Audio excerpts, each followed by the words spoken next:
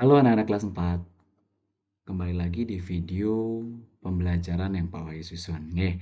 Pada video ini Pak akan membahas materi mata pelajaran IPAS, yakni pada topik peranku dan tanggung jawabku.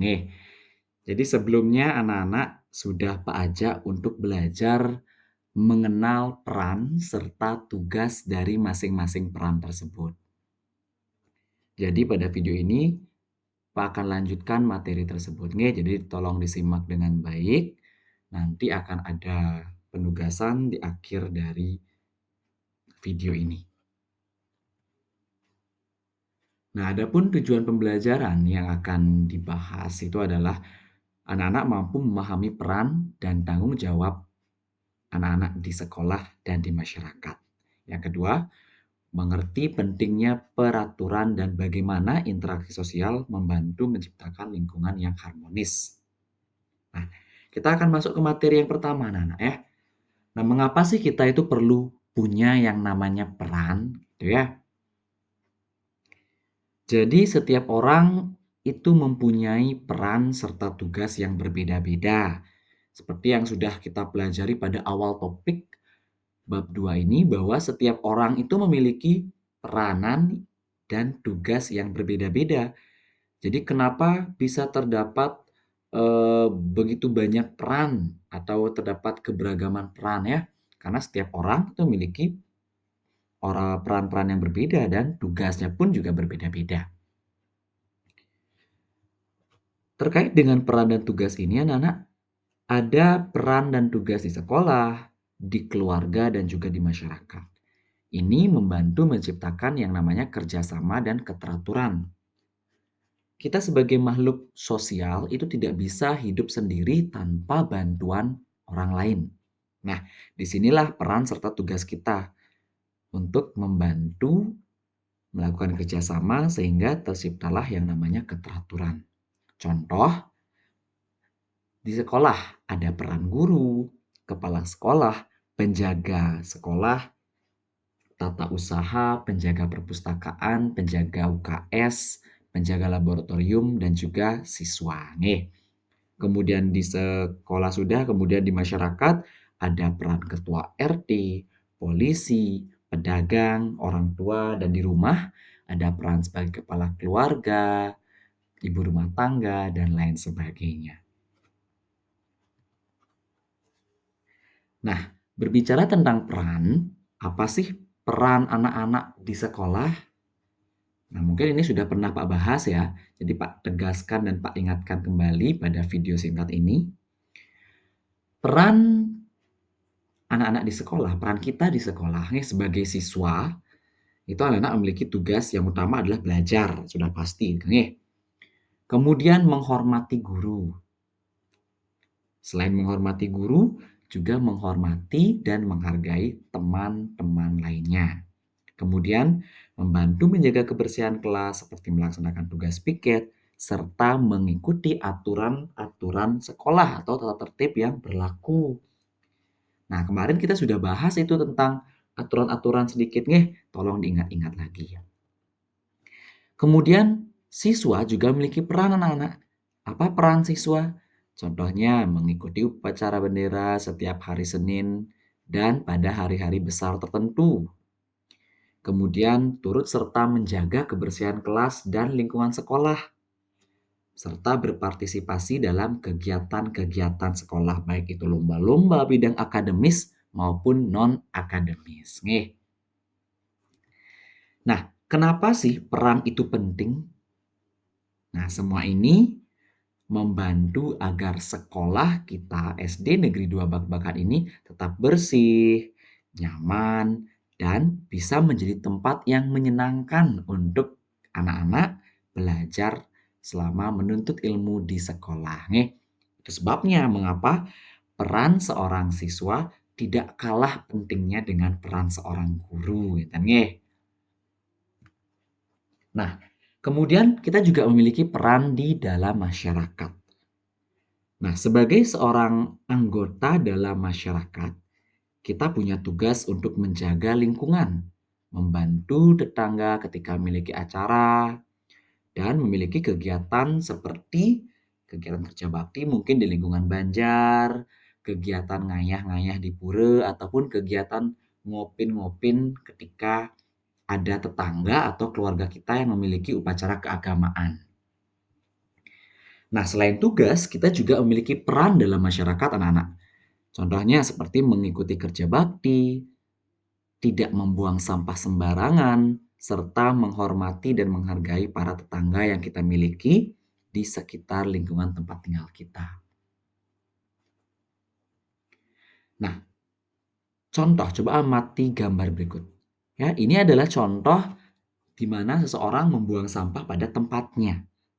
Nah, mungkin hal ini terlihat sangat sepele, tetapi banyak juga ketika Pak Piket, Pak masih mendapati adanya sampah yang terurai tidak pada tempatnya. Dibuangnya itu tidak pada tong sampah, tetapi di sela-sela kebun ataupun di kolong-kolong meja.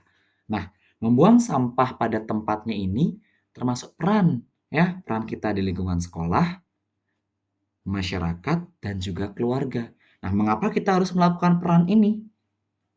Agar lingkungan tempat tinggal kita atau tempat belajar kita tetap bersih, aman, dan nyaman bagi diri sendiri dan juga bagi orang lain, atau pada kata lainnya bagi semua orang. Sehingga peran ini sangat penting untuk kita lakukan anak-anak. Nah, berbicara tentang peran anak-anak, ada juga yang disebut dengan peraturan. Nah, masih ingat ya, semester 1 kita sudah bahas tentang peraturan dan kemarin kita juga sudah bahas tentang peraturan. Nah, peraturan itu apa? Jadi peraturan adalah aturan atau tata tertib yang dibuat untuk menjaga keteraturan di lingkungan kita. Punya manfaat enggak? Tentu punya, yakni membuat lingkungan kita menjadi lebih tertib, aman, nyaman, kondusif untuk semua orang. Sehingga diharapkan semua orang yang tinggal di lingkungan tersebut merasa aman, nyaman, dan betah untuk tinggal di lingkungan tersebut. Nah, anak-anak tentu masih ingat, peraturan itu ada dua. Ada peraturan tertulis dan ada peraturan tidak tertulis. Nah, peraturan tertulis itu apa? Nah, peraturan tertulis adalah peraturan yang dibuat biasanya oleh lembaga-lembaga atau instansi-instansi berwenang, yang mana aturan-aturan tersebut memang nyata tertulis, sehingga dapat kita lihat buktinya. Gitu. Itu peraturan tertulis. Contoh, ada aturan terkait tata tertib. Tata tertib di sekolah, tata tertib berlalu lintas. Jika di sekolah, contohnya adalah siswa diharapkan datang tepat waktu. Kemudian siswa menggunakan seragam yang benar sesuai dengan hari, lengkap dengan atribut-atributnya. Kemudian siswa mengerjakan tugas PR tepat waktu. Nah, itu kalau di sekolah. Kemudian bagaimana dengan di masyarakat? Contohnya, wajib menggunakan helm saat mengendarai sepeda motor di jalan raya. Wajib mengikuti lampu lalu lintas. Merah berhenti, kuning siap-siap berjalan, dan hijau jalan. Nah, dan banyak lagi aturan-aturan lainnya yang tentunya pada setiap tempat itu ada anak-anak ya. Di rumah sakit, kantor desa, bahkan di rumah anak-anak pun juga terdapat aturan. Yang kedua, ada yang disebut dengan aturan tidak tertulis, yakni aturan yang dibuat oleh masyarakat berdasarkan kesepakatan bersama. Contohnya, ketika kita ingin berkunjung ke rumah orang, maka yang harus kita lakukan adalah mengucapkan salam. Kemudian masuk ke suatu ruangan, biasakan mengetok pintu, kemudian menerima, mengambil, atau menunjuk tempat, itu kita gunakan tangan kanan. Nah, Aturan-aturan yang tidak tertulis seperti itu biasa kita sebut dengan norma. Ini ada norma agama, norma kesopanan, kesusilaan, dan juga norma hukum. Nah, untuk norma hukum inilah yang kita sebut sebagai norma tertulis atau aturan tertulisnya, anak-anak ya, yang kekuatannya paling kuat mengikat. Nah, jadi tolong diingat-ingat lagi bahwa di dalam masyarakat itu terdapat dua aturan yang harus kita ikuti. Pertama ada aturan tertulis, yang tertulis secara nyata di anak-anak berdasarkan undang-undang ataupun dibuat oleh lembaga. Sedangkan yang kedua, aturan tidak tertulis adalah aturan yang tidak tertulis secara nyata, tapi ada yang dibuat oleh kesepakatan bersama oleh masyarakat. Nah, penting bagi kita untuk mengikuti dan melaksanakan aturan, baik itu aturan tertulis maupun aturan tidak tertulis. Mengapa? Karena kita pada akhirnya akan menjadi bagian dari masyarakat, anak-anak. Dan di dalam masyarakat itu sendiri pasti terdapat yang namanya aturan. Nah, contoh simpelnya seperti ini Pak bilang. Kenapa siswa di sekolah itu dilarang memiliki rambut panjang bagi yang putra? Padahal rambut panjang bagi yang putra itu tidak menghalangi pembelajaran, iya kan? Kenapa setiap rambutnya panjang harus diingatkan sama Pak Wahyu untuk cukur? Padahal rambut panjang untuk putra tidak mempengaruhi, tidak ada kaitannya dengan pembelajaran, ya kan? Nah, mungkin ada sebagian anak yang berpikir seperti itu. Nah, alasannya adalah memang benar jika rambut panjang tidak mempengaruhi kepandaian, kecerdasan dari seseorang. Tetapi itu membelajarkan anak-anak atau membiasakan anak-anak untuk taat terhadap aturan. Jika sedari kecil anak-anak sudah terbiasa untuk mengikuti dan melaksanakan aturan yang ada, maka ketika anak-anak sudah dewasa nanti dan terjun sebagai bagian dari masyarakat, anak-anak mampu untuk berinteraksi di lingkungan masyarakat yang penuh dengan aturan, anak-anak. Jika sekarang ketika SD saja anak-anak sudah tidak bisa mengikuti aturan, baru aturan rambut anak-anak sudah mengeluh, bagaimana nanti ketika anak-anak terjun di masyarakat, anak-anak dihadapkan dengan berbagai macam aturan, baik itu aturan tertulis dan aturan tidak tertulis yang ada di masyarakat. Ya, mungkin anak-anak akan kaget nanti kalau tidak terbiasa dengan aturan-aturan itu sedari kecil. Nah, itulah alasannya kenapa Bapak Ibu guru di sekolah selalu mewanti-wanti anak-anak untuk selalu mengikuti tata tertib yang berlaku. Nih, supaya anak-anak terbiasa dengan berbagai aturan yang ada di masyarakat. Nah, interaksi sosial di lingkungan inilah yang menjadi tujuan mengapa anak-anak harus terbiasa terhadap aturan. Nah, sebelum itu, anak-anak harus tahu apa itu interaksi. Nah, interaksi sosial adalah kegiatan saling berhubungan dengan orang lain seperti berbicara, bekerja sama, dan membantu satu sama lain. Jika anak-anak ingat, salah satu dari 7 kebiasaan anak Indonesia hebat adalah bermasyarakat. Nih. Nah, bermasyarakat ini pasti di dalamnya terdapat interaksi.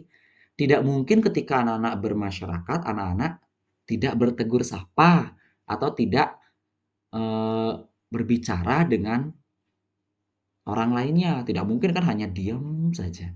Nah, jadi ketika bermasyarakat, anak-anak akan berinteraksi. Nah, kenapa ini penting? Nah, dengan berinteraksi kita akan belajar menghormati orang lain. Belajar untuk bekerja sama.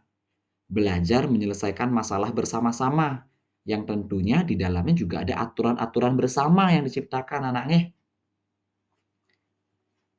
Sehingga kesimpulannya, setiap kita punya peran dan tanggung jawab, baik itu di rumah, di sekolah, maupun di masyarakat, itu penting bagi kita untuk kita terapkan. Nah, dengan mengikuti peraturan dan melakukan interaksi sosial yang baik, kita akan mampu menciptakan lingkungan sekolah, rumah, dan masyarakat yang aman, harmonis, rukun, tertib, dan kondusif. Ya, jadi itu harapan kenapa anak-anak belajar tentang tugas, peran, kemudian bertanggung jawab terhadap tugas dan peran, serta bertanggung jawab terhadap aturan-aturan yang terdapat di masyarakat. Nih, nah sekian materi singkat pada hari ini. Jika ada pertanyaan, anak-anak silahkan bertanya di grup WA. Nih, Pak akan jawab dan nanti akan ada penugasan setelah akhir video ini. Sekian video ini, terima kasih.